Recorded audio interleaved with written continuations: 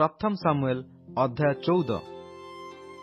एक दिन साउलंकर पुत्र जोनाथन अपना अस्त्रवाहक युवाक कहला, आस आम्भे से पाख स्थित पलेस्टिया मानक प्रहरी दल निकटक जाऊ। मात्र से अपना पिता को यह जणाइला नहीं। से समय साउल गिबियार प्रांत भागरे मिग्रोणस्थ डालिंब वृक्ष मूल थिले। पुणी उणाधिक 600 लोक तांको संगरे थिले।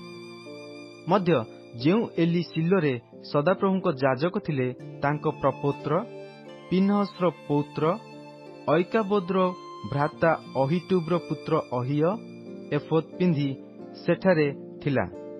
आउ जोनाथन जे बाहर होई जाई अछि ए कथा लोकमाने जानि नथिले। पुणी जोनाथन जेउ घाटी देई पलेस्टिया मानक प्रहरी दल निकटक जिबाकु चेष्टा कला, तहिर मध्यस्थल रे एक पाखे दंताकार एक शैल ओ अन्य पाखे दंताकार एक शैल थिला। तहिर एकर नाम बत्सेस ओ अन्य नाम सेनी। तहि मध्यरु एक स्तंभाकार दंत उत्तर आड़ मिक्मस्र अभिमुखरे ओ अन्यटी दक्षिण आड़ गेबा अभिमुखरे थिला। पुणी जोनाथन अपना अस्त्रवाहक युवाक कहला, आस आम्भे सेई असुनत मानक प्रहरी दल निकटक जाऊ। होई पारे सदाप्रभु आम्भମାନଙ୍କ पक्षरे कर्म करिवे। जेहेतु अनेक द्वारा हेउ कि अल्प द्वारा हेउ उद्धार करिवारे सदाप्रभुଙ୍କର कौनसी प्रतिबंधक नाही। तहिरे ताहार अस्त्रवाहक कहला, तुंभ मनरे जाहा अछि सबु कर। चल देख आम्भे तुम मन परी तुंभ संगरे अछु। तेबे जोनाथन कहला, देख आम्भे सेही लोकमानक आड़कु जाई सेमानक निकटरे आपणा मानकु देखाइबा। जेबे सेमाने आम्भमानकु कहिबे रही थाओ, आम्भे तुम मानक कतिकी आसीबा। तेबे आम्भे आपणा आपणा स्थान रे छिड़ा होई रहिबा, सेमानक निकटकु उठी जिबा नाही। मात्र आम्भमानक निकटकु उठी आस बोली जेबे सेमाने कहिबे, तेबे आम्भे उठी जिबा। कारण सदाप्रभु आम्भमानक हस्तरे सेमानकु समर्पण कले, आउ एहा आम्भमानक प्रति चिन्ह हेबो। तहु से दुहे पलेस्टिया मानक प्रहरी दल निकटरे आपणा मानकु देखाइले। एथिरे पलेस्टिया माने कहिले, एही देख एब्रिय लोक माने जेउ जेउ गाड़रे लुचि थिले सेठारु एबे बाहरी आसुअछंती। पुणी प्रहरी दलीय लोक माने जोनाथन को ओ ताहार अस्त्रवाहक को उत्तर करी कहिले, आम्भ मानक कतिकी उठी आस, आम्भे तुंभ मानकु गोटे कौतुक देखाइबा। एथिरे जोनाथन अपना अस्त्रवाहक को कहला, मो पछे पछे उठी आस। कारण सदाप्रभु सेमानंकु इस्राएल हस्तरे समर्पण कलेनी। एथिरे जोनाथन अपना हाथ ओ गोड़ देई ऊपर को उठी गला ओ ताहार अस्त्रवाहक ताहा पछे पछे गला। तहिरे सेही लोक माने जोनाथन रो आगे आगे पतित हेले। पुणी ताहार अस्त्रवाहक ताहार पछे पछे बद्ध करियाकु लागिला। जोनाथन ओ ताहार अस्त्रवाहकर कृत एही प्रथम हत्यारे प्राय अर्धमाण भूमि रे उणाधिक 20 जन हत हेले।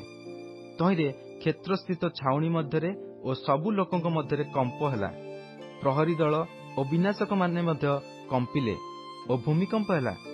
एही रूपे घोरतर महाकंप हेला।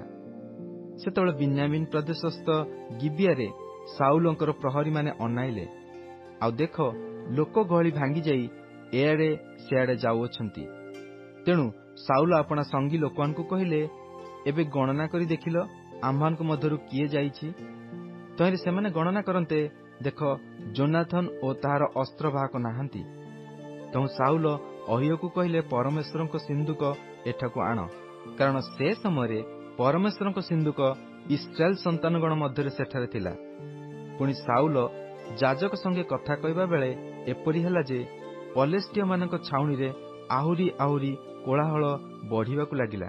तहिरे साउल जाजककु कहिले, कर्म बंद कर। तहु साउल ओ तांकर संगी समस्त लोक एकत्र होई युद्धभूमि की गले। सेतबेले देख प्रत्येक लोकर खड्ग आपणा संगी विरुद्धरे उठुची ओ महा कोलाहल हेउअछि। आहुरी जेउ एब्रिय माने चारियाडस्थ देशरु पलेस्टिया मानक छाउणी की जाई पूर्व परि सेमानक सहित थिले, सेमाने मध्य साउल ओ जोनाथन सहित थिबा इस्राएल लोकमानक संगी हेबा पई फेरी आसिले। सेहीपरि जेउ इस्राएल लोकमाने इफ्राइम रो पर्वतमय देशरे लुचि रहिथिले, से समस्ते मध्य ପଲେଷ୍ଟିୟମାନଙ୍କ ପଳାୟନ ସମ୍ବାଦ ଶୁଣି ଯୁଦ୍ଧସ୍ଥଳରେ ସେମାନଙ୍କ ପଛେ ପଛେ ଦୌଡ଼ି ଲାଗି ରହିଲେ। ଏହି ରୂପେ ସଦାପ୍ରଭୁ ସେହିଦିନ ଇସ୍ରାଏଲକୁ ଉଦ୍ଧାର କଲେ ଓ ବୈଥାବନର ପାର ପର୍ଯ୍ୟନ୍ତ ଯୁଦ୍ଧ ବ୍ୟାପିଗଲା। ପୁଣି ସେହିଦିନ ଇସ୍ରାଏଲ ଲୋକମାନେ ବଡ଼ କଷ୍ଟ ଭୋଗିଲେ। ତଥାପି ସାଉଲ ଲୋକମାନଙ୍କୁ ଏହି ଶପଥ କରାଇଲେ, ସନ୍ଧ୍ୟା ପର୍ଯ୍ୟନ୍ତ ଅର୍ଥାତ୍ ମୁଁ ଆପଣା ଶତ୍ରୁଗଣଠାରୁ ପରିଶୋଧ ନେବା ପର୍ଯ୍ୟନ୍ତ ଯେଉଁ ଲୋକ କିଛି ଖାଦ୍ୟ ଭୋଜନ କରେ ସେ ଶାପଗ୍ରସ୍ତ ହେଉ। ଏହେତୁ ଲୋକମାନଙ୍କର କେହି ଖାଦ୍ୟଦ୍ରବ୍ୟ ଆସ୍ୱାଦନ କଲା ନାହିଁ। ପୁଣି ଦେଶଯାକ ବନକୁ ଆସିଲେ। ମୃତ୍ତିକା ଉପରେ ମହୁ ଥିଲା। ଆଉ ଲୋକମାନେ ବନରେ ଉପସ୍ଥିତ ହୁଅନ୍ତେ, ଦେଖ ଏକ ମହୁର ଝରଣା, ମାତ୍ର କେହି ଆପଣା ମୁହଁକୁ ହାତ ନେଲା ନାହିଁ, କାରଣ ଲୋକମାନେ ସେହି ଶପଥକୁ ଭୟ କଲେ। ମାତ୍ର ଯୋନାଥନ ଆପଣା ପିତା ଲୋକମାନଙ୍କୁ ଶପଥ କରାଇବା ବେଳେ ଶୁଣି ନଥିଲା। ଯେହେତୁ ସେ ଆପଣା ହସ୍ତସ୍ଥିତ ଯଷ୍ଟିର ଅଗ୍ରଭାଗ ବଢ଼ାଇ ମହୁ ଚାକରେ ବୁଡ଼ାଇଲା ଓ ମୁଖକୁ ହସ୍ତ ନେଲା, ତହିଁରେ ତାହାର ଚକ୍ଷୁ ସତେଜ ହେଲା। ସେତେବେଳେ ଲୋକମାନଙ୍କ ମଧ୍ୟରୁ ଜଣେ ଉତ୍ତର କରି କହିଲା, ତୁମ୍ଭ ପିତା ଲୋକମାନଙ୍କୁ ଦୃଢ଼ ରୂପେ ଏହି ଶପଥ କରାଇଅଛନ୍ତି ଯେ ଆଜି ଯେଉଁ ଜନ ଖାଦ୍ୟ ଭୋଜନ କରେ ସେ ଶାପଗ୍ରସ୍ତ ହେଉ। ମାତ୍ର ଲୋକମାନେ କ୍ଳାନ୍ତ ହୋଇଅଛନ୍ତି। ତହିଁରେ ଯୋନାଥନ କହିଲା, ମୋ ପିତା ଦେଶକୁ ଦୁଃଖ ଦେଇଅଛନ୍ତି। ଦେଖିଲ, ଏହି ମହୁରୁ ଟିକିଏ ଆସ୍ୱାଦ କରିବାରୁ ମୋର ଚକ୍ଷୁ କିପରି ସତେଜ ହୋଇଅଛି।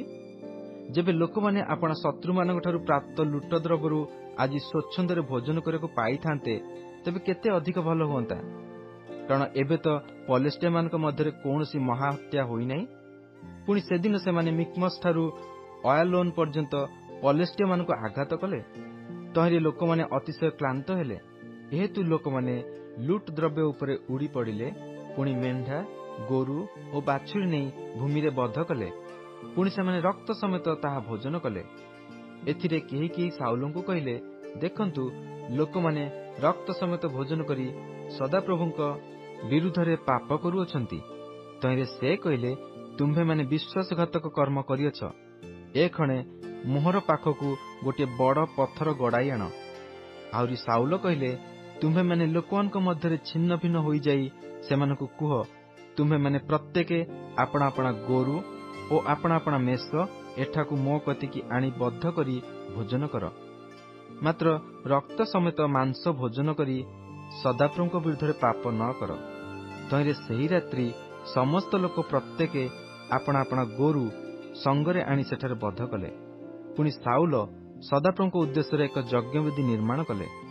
ସଦାପ୍ରଭୁଙ୍କ ଉଦ୍ଦେଶ୍ୟରେ ତାଙ୍କର ନିର୍ମିତ ପ୍ରଥମ ଯଜ୍ଞବେଦୀ ଏହି। ଏ ଉତ୍ତରେ ସାଉଲ କହିଲେ, ଆସ, ଆମ୍ଭେମାନେ ରାତ୍ରି ବେଳେ ପଲେଷ୍ଟିୟମାନଙ୍କ ପଛେ ପଛେ ଯାଇ ସକାଳ ଆଲୁଅ ପର୍ଯ୍ୟନ୍ତ ସେମାନଙ୍କ ଦ୍ରବ୍ୟ ଲୁଟୁ ଓ ସେମାନଙ୍କର ଜଣକୁ ହିଁ ବାକି ନ ରଖୁ। ତହିଁରେ ସେମାନେ କହିଲେ, ତୁମ୍ଭ ଦୃଷ୍ଟିରେ ଯାହା ଭଲ ତାହା ସବୁ କର।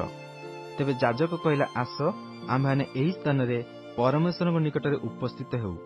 ତହୁଁ ସାଉଲ ପରମେଶ୍ୱରଙ୍କ ନିକଟରେ ପଚାରିଲେ, ମୁଁ କଣ ପଲେଷ୍ଟିୟମାନଙ୍କ ପଛରେ ଯିବି? ତୁମ୍ଭେ କଣ ସେମାନଙ୍କୁ ଇସ୍ରାଏଲ ହସ୍ତରେ ସମର୍ପଣ କରିବ? ମାତ୍ର ସେଦିନ ସେ ତାଙ୍କୁ ଉତ୍ତର ଦେଲେ ନାହିଁ। ତହିଁରେ ସାଉଲ କହିଲେ, ହେ ଲୋକମାନଙ୍କ ପ୍ରଧାନ ସମସ୍ତେ, ତୁମ୍ଭେମାନେ ଏହି ସ୍ଥାନରେ ଉପସ୍ଥିତ ହୁଅ। ଆଜିର ଏହି ପାପ କିପରି ହେଲା ଏହା ବିବେଚନା କରି ଦେଖ। କାରଣ ଯେ ଇସ୍ରାଏଲକୁ ଉଦ୍ଧାର କରନ୍ତି, ମୁଁ ସେଇ ଜୀବତ ସଦାପ୍ରଭୁଙ୍କ ନାମ ନେଇ କହୁଅଛି, ଯେବେ ସେ ପାପ ମୋହର ପୁତ୍ର ଯୋନାଥନ ଠାରେ ଥାଏ, ତେବେ ସେ ନିତାନ୍ତ ମରିବ। ମାତ୍ର ସମୁଦାୟ ଲୋକଙ୍କ ମଧ୍ୟରୁ କେହି ତାଙ୍କୁ ଉତ୍ତର ଦେଲା ନାହିଁ। ଏଥିରେ ସାଉଲ ସମସ୍ତ ଇସ୍ରାଏଲଙ୍କୁ କହିଲେ, ତୁମ୍ଭେମାନେ ଏକ ପାଖରେ ଥାଅ, ପୁଣି ମୁଁ ଓ ମୋର ପୁତ୍ର ଯୋନାଥନ ଅନ୍ୟ ପାଖରେ ଥିବା। ତହିଁରେ ଲୋକମାନେ ସାଉଲଙ୍କୁ କହିଲେ, ତୁମ୍ଭ ଦୃଷ୍ଟିରେ ଯାହା ଭଲ ତାହା କର। ଏ ନିମନ୍ତେ ସାଉଲ ସଦାପ୍ରଭୁ ଇସ୍ରାଏଲର ପରମେଶ୍ୱରଙ୍କୁ କହିଲେ, ଯଥାର୍ଥ ନିଷ୍ପତ୍ତି ନିଅ। ତହିଁରେ ଯୋନାଥନ ଓ ସାଉଲ ନିର୍ଣ୍ଣିତ ହେଲେ, ମାତ୍ର ଲୋକମାନେ ଛାଡ଼ ପାଇଲେ। ଏ ଉତ୍ତରେ ସାଉଲ କହିଲେ, ମୋହର ଓ ମୋର ପୁତ୍ର ଯୋନାଥନର ମଧ୍ୟରେ ଗୁଳିବାଣ୍ଟ କର। ତହିଁରେ ଯୋନାଥନ ନିର୍ଣ୍ଣିତ ହେଲା। ସେତେବେଳେ ସାଉଲ ଯୋନାଥନକୁ କହିଲେ, ତୁମ୍ଭେ କଣ କରିଅଛ ମୋତେ ଜଣାଅ। ତହିଁରେ ଯୋନାଥନ ତାଙ୍କୁ ଜଣାଇ କହିଲା, ମୁଁ ଆପଣା ହାତରେ ଥିବା ଯଷ୍ଟିର ଅଗ୍ରଭାଗରେ ଅଳ୍ପ ମହୁ ନେଇ ଆସ୍ୱାଦନ କରିଅଛି, ପ୍ରମାଣ। ଆଉ ଦେଖନ୍ତୁ, ମୁଁ ମରିବି। ତେବେ ସାଉଲ କହିଲେ, ପରମେଶ୍ୱର ସେହି ଦଣ୍ଡ ମଧ୍ୟ ତହିଁରୁ ଅଧିକ ଦେଉନ୍ତୁ। ଯୋନାଥନ, ତୁମ୍ଭେ ନିତାନ୍ତ ମରିବ। ଏଥିରେ ଲୋକମାନେ ସାଉଲଙ୍କୁ କହିଲେ, ଇସ୍ରାଏଲ ମଧ୍ୟରେ ଯେ ଏହି ମହା ଉଦ୍ଧାର ସାଧନ କରିଅଛି, ସେହି ଯୋନାଥନ କଣ ମରିବ? ଏହା ଦୂରେ ଥାଉ।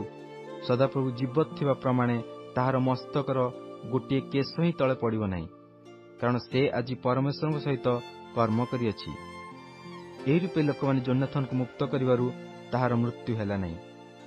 ଏ ଉତ୍ତାରେ ସାଉଲ ପଲେଷ୍ଟିୟମାନଙ୍କ ପଶ୍ଚାତଗମନରୁ ଫେରିଗଲେ ଓ ପଲେଷ୍ଟିୟମାନେ ଆପଣା ଆପଣା ସ୍ଥାନକୁ ଗଲେ। ସାଉଲ ଇସ୍ରାଏଲର ରାଜତ୍ୱ ଗ୍ରହଣ କଲା ଉତ୍ତାରେ ସେ ଆପଣା ଚତୁର୍ଦ୍ଦିଗ ସ୍ଥିତ ସମସ୍ତ ଶତ୍ରୁ ସହିତ ଅର୍ଥାତ୍ ମୋଆବ ଓ ଅମନ ସନ୍ତାନଗଣ ଓ ଇଦମ ଓ ସୋବାର ରାଜଗଣ ଓ ପଲେଷ୍ଟିୟମାନଙ୍କ ସହିତ ଯୁଦ୍ଧ କଲେ। ଆଉ ସେ ଯେଉଁଆଡ଼େ ଫେରିଲେ ସେଆଡ଼େ ଦଣ୍ଡ ଦେଲେ। ପୁଣି ସେ ବୀରତ୍ୱ ପ୍ରକାଶ କଲେ ଓ ଅମାଲେକୀୟମାନଙ୍କୁ ସଂହାର କଲେ ଓ ଇସ୍ରାଏଲର ଲୁଟକାରୀମାନଙ୍କ ହସ୍ତରୁ ସେମାନଙ୍କୁ ରକ୍ଷା କଲେ। ଯୋନାଥନ ଓ ଜିସ୍ବି ଓ ମଲିସୁୟ ସାଉଲଙ୍କର ପୁତ୍ର ଥିଲେ। ଆଉ ତାଙ୍କର ଦୁଇ କନ୍ୟାର ନାମ ଏହି, ଜ୍ୟେଷ୍ଠାର ନାମ ମେରବ ଓ କନିଷ୍ଠାର ନାମ ମିଖଲ। ସାଉଲଙ୍କର ଭାର୍ଯ୍ୟାର ନାମ ଅହିନୋୟମ, ସେ ଅହିମାସର କନ୍ୟା। ପୁଣି ତାଙ୍କର ସେନାପତିର ନାମ ଅବନର, ସେ ସାଉଲଙ୍କର ପିତୃବ୍ୟ ନରର ପୁତ୍ର। ଆଉ ସାଉଲଙ୍କର ପିତା କିସ୍ ଓ ଅବନରର ପିତା ନର, ଏ ଦୁହେଁ ଅବିଏଲର ପୁତ୍ର ଥିଲେ। ସାଉଲଙ୍କର ଯାବଜୀବନ ପଲେଷ୍ଟିୟମାନଙ୍କ ସହିତ ଘୋରତର ଯୁଦ୍ଧ ହେଲା। ଏହେତୁ ସାଉଲ କୌଣସି ବୀର କି କୌଣସି ବିକ୍ରମଶାଳୀ ପୁରୁଷ ଦେଖିଲେ ତାହାକୁ ଆପଣା ନିକଟରେ ସଂଗ୍ରହ କଲେ।